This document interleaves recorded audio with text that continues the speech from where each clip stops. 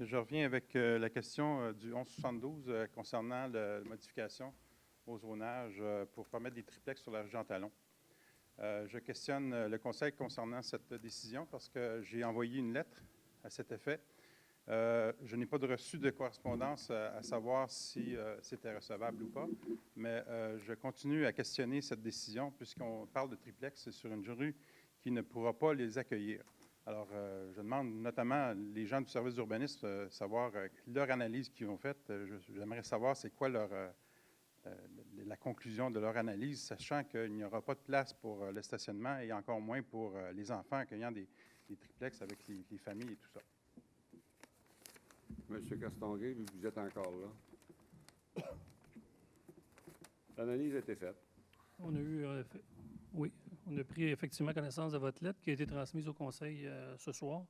Parce que les membres du Conseil l'ont eu en copie. On vous rejoignait en fait sur un élément principal là, de votre argumentaire qui était la question de la desserte de la rue, puis de la vitalité de cette rue-là, puis la façon de desservir les gens aussi à proximité d'une certaine densification là, sur place. Dans le sens que cette rue-là, je pense qu'il va y avoir un niveau d'urbanisation à prévoir dans les prochaines années de cette artère-là quand même pour à la fois prévoir trottoirs puis des zones comme ça de dégagement additionnel pour favoriser des déplacements plus sécuritaires au niveau des piétons, cyclistes, etc. Je pense qu'effectivement, sur ce point-là, on vous rejoignait. Par contre, ce qui se passe sur cette artère-là, puis la façon que Saint-Jean, malheureusement, puis les secteurs Saint-Luc, tout ça, on le vit sur la rue Bernier, on le vit sur différentes artères sur notre territoire. L'ensemble des rues ou des collectrices a été développé de façon de desservir uniquement l'automobile. C'est-à-dire aucun élément d'aménagement prévu pour piétons cyclistes. C'est ce qu'on est à mettre en place graduellement sur le territoire, en venant à la fois, l'exemple du boulevard Saint-Luc en est un. Là. Pendant des années, là, ça a été développé de façon intense, sans qu'il y ait des équipements, justement, pouvant desservir les piétons cyclistes. Donc ça, cet élément-là, c'est ce qu'on veut améliorer sur différentes collectrices. La rue Bernier fait entre autres l'objet fait l'objet de densification depuis quelques années, puis fait l'objet aussi d'une urbanisation potentielle dans les prochaines années. Puis je pense que ça va être inévitable dans le cas de la rue Jean-Talon, principalement entre la rue des Colibris pour se rendre jusqu'au pont de l'île, à l'entrée de l'île. Je pense que c'est clair là, que dans ce secteur-là, il va y avoir une modification à prévoir en termes d'aménagement. Pour la question de densification des cases de stationnement, actuellement, on est à 2 cases par logement quand on parle de triplex. Donc, il y a déjà 2 cases de prévues sur chaque terrain quand on parle de construction de triplex. Dans le cas de unifamilial, duplex, ça se limite à 1. Dans le cas de triplex, on tombe à 6 cases. Donc, à ce moment-là, on pense qu'on vient bien desservir quand même là, les familles, les occupants à cet endroit-là. Vous parlez en termes de stationnement. En termes de stationnement, là, quand on parle de desserte, là, comme vous parliez tantôt, là, il peut y avoir des empiètements dans la rive de rue, tout ça. Donc ça, ces éléments-là, c'est déjà prévu sur les terrains. Donc les terrains doivent être quand même suffisamment grands pour être capables d'accueillir ces équipements-là. Et vous êtes en faveur du nombre de stationnements qui sont là, l'implantation des cases de stationnement? Si on est en faveur du 2 cases par logement? Oui, j'aimerais ça savoir quel est votre niveau de sensibilité vis-à-vis la chose véhiculaire, le nombre de véhicules qui se promènent dans les rues. Bien, en termes sur la rue des Jean-Talon, c'est sûr qu'il y a quand même un bon flot de circulation aussi. Non, je parle de l'implantation dans un bâtiment, là, quand on parle de bâtiment, et qu'on installe 3 cases ou 6 cases de stationnement, ça induit de la circulation, ça induit également des îlots de chaleur, ça induit également le moins de surface pour les aires de jeu pour les enfants, ça induit des aires de moins pour les familles, ça induit de mauvaise qualité d'installation, d'habitation, tout simplement. C'est connu et c'est relativement simple. Pas que c'est ce qu'on favorise. Là. Par contre, quand on parle d'une réalité qui est celle de Saint-Jean, de ville de banlieue, pour surtout la portion Saint-Luc, on s'entendra. La portion Saint-Luc étant clairement une portion desservie typiquement banlieue. La portion centre-ville, on est à 0 case de stationnement pour plusieurs secteurs.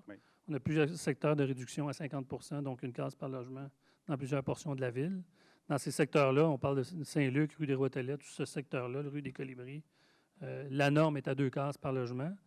Je vous dirais que dans certains cas, il y en a eu des cas récents à la Seigneur, entre autres, des cas de développement à Les Havres du Richelieu, où est-ce qu'on est venu justement prévoir des dérogations mineures pour réduire le nombre de cases parce qu'on le savait que le type d'occupant n'allait pas nécessairement nécessiter 2 cases par unité d'habitation. Dans le cas de la rue Jean-Talon, On s'attend à ce que c'est des gens qui se déplacent malheureusement beaucoup en véhicule. C'est pas un secteur, oui, on parle d'une densification quand même légère. Quand on parle de unifamilial, bifamilial à triplex, on parle potentiellement d'ajouter une case d'un logement par terrain, ce qui est à notre avis quand même raisonnable. Puis il y a quand même un fait, une réalité qui est dans ce coin-là. Quand on parle de développement durable aussi, on parle de rentabiliser nos infrastructures municipales aussi. Quand on veut cesser tout étalement urbain dans la zone agricole, puis une des façons de le faire, bien, c'est de maximiser l'utilisation des terrains qui nous restent. Puis on trouvait que la portion de la rue Jean-Talon, étant une collectrice, c'est déjà une voie qui est quand même fortement utilisée. Ça pouvait paraître logique à ce moment-là d'y aller avec une densification quand même relativement douce. Je pense au terrain qui est à proximité du vote, justement, sur lequel on a un projet. Il y a ce terrain-là, puis il y a un autre terrain pour lequel il a initié cette réflexion-là d'analyse sur l'ensemble du secteur. Dans votre cas, sur le terrain qui est à proximité de votre résidence, on parle d'un logement additionnel et un bâtiment de moins sur place. Donc, quand on parle de surface minéralisée, quand on parle de vouloir réduire aussi l'empreinte des bâtiments sur le terrain, au lieu d'avoir 4 duplex, on va avoir 3 triplex sur le terrain. Donc, on pense là, que c'est quand même de la densification quand même légère par rapport à ce qui est prévu actuellement dans le règlement. Mais sur le point, par contre, que je vous rejoins, c'est le fait de dire que cette rue-là, à court terme, il va falloir sérieusement se pencher sur la possibilité de l'urbaniser davantage, de le prévoir plus accessible pour les piétons. Et à ce moment-là, on pense aussi que la densification va pouvoir convaincre un prochain conseil d'y aller dans ce sens-là, puis de mettre les sous nécessaires pour améliorer cette infrastructure-là qui est la rue Jean-Talon. Elle appartient à qui, cette artère-là, si on veut?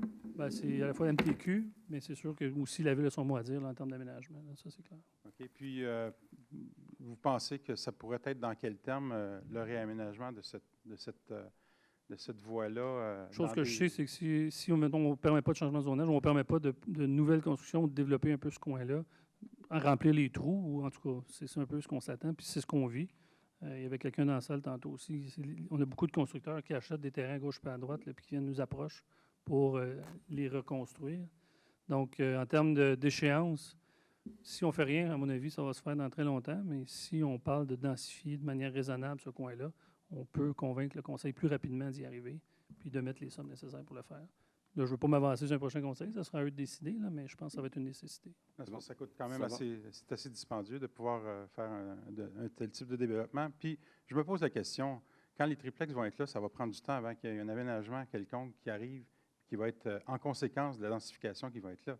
Je pense qu'on met un peu la charrue devant les bœufs et on devrait plutôt favoriser un nouvel réaménagement de la rue Jean-Talon avant de proposer une densification du secteur. Il me semble que ça va de soi. Je ne sais pas, j'ai-tu pris mes cours d'urbanisme au mauvais endroit? Je ne suis pas peut-être allé à la même école que vous. Là, mais vous êtes, M. Niro, je ne permets pas ça. Non, je me permets d'être comme ça parce que c'est moi qui vais quand même habiter à quelqu'un va développer un terrain à côté de moi, puis il n'y habitera même pas. Et je me permets de le dire de façon assez forte parce que je trouve ça un petit peu décevant. Bon, ça va, M. Niro, deux urbanistes ne sont pas obligés d'avoir la même opinion.